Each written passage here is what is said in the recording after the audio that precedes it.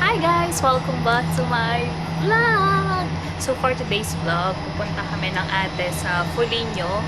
Out of Rome siya, and then by train siya ng 2.5 hours. So ngayon nasa biyahe na kami. Ayan.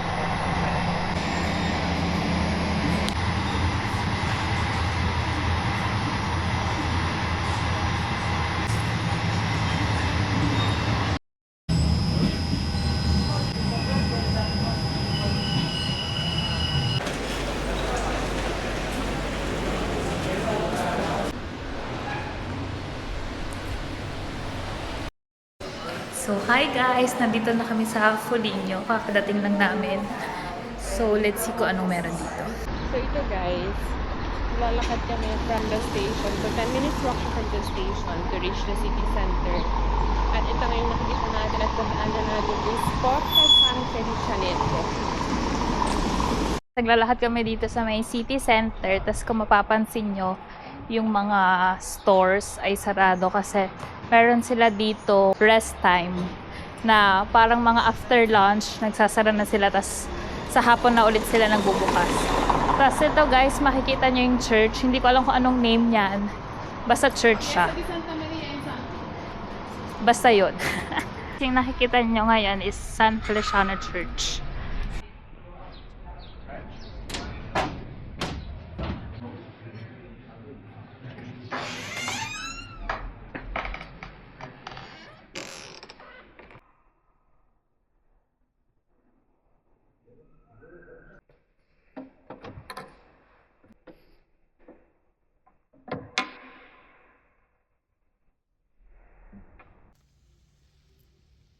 Palazzo Trinci.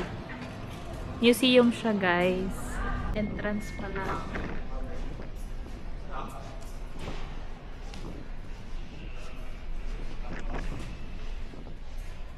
It's so cute. Libingan siya. Yan. Ganyan itsura na libingan dito guys. So ito guys, yung kanilang makina per Incendi. yun. Yung pampatay ng sunog nila guys noon. Amazing. Pero kahoy lang to, 'di ba? Ah, ito ano. Kasi ito yung mga remains ng palasyo. Yung siyang door na nakatuck in sa loob naman. Ancient. Ang tawag dito sa streets is Via. Via. Restaurant sarado pa kasi maaga pa. Small bridge. Tapos ngayon hindi nagbabike lang sila dito. Oh, cool.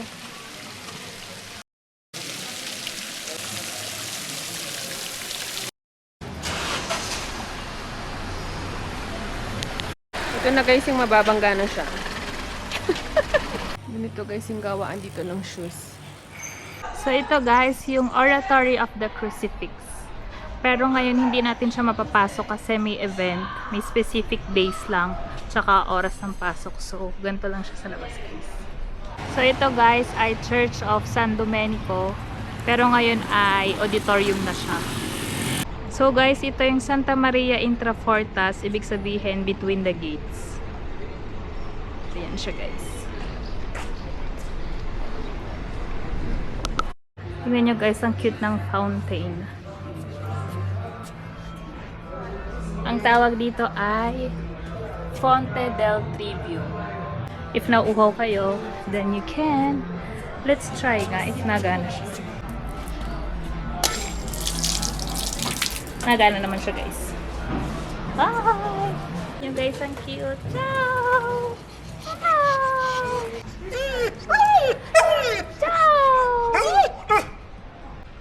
Guys, tingnan nyo, meron siyang sponge, tapos meron siyang rabbit. Hindi ko alam kung anong meaning niya dito. Pero halos lahat ng mga nakasabit dyan sa taas may gano'n. Hindi ko alam kung anong meaning. Tapos guys, dito, bike-bike lang sila. Aesthetic na bike. Kung mapapansin nyo, walang mga bus dito. Walang mode of transportation maliban na lang if meron kang sariling sasakyan. Pero more on walk lang tsaka bike. Guys, may bus pala pero ganito lang kaliit.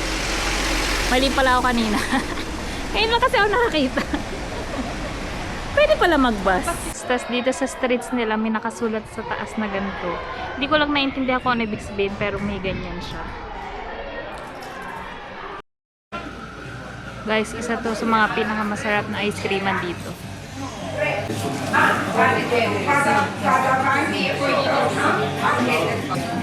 Order na tayo, guys.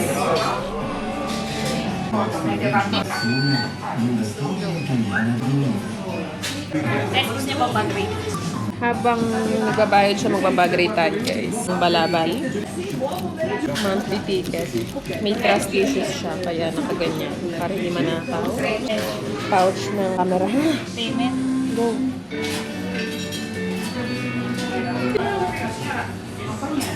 Allora, tu è medico. Prego. C'è il melone?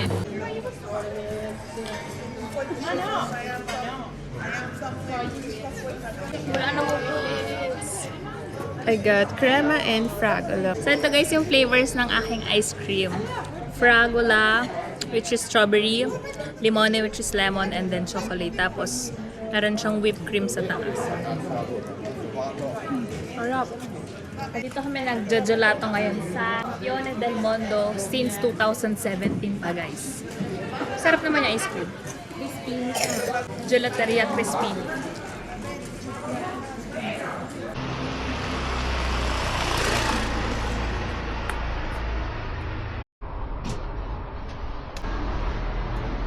So guys, nandito tayo ngayon sa Cosmic Magnet.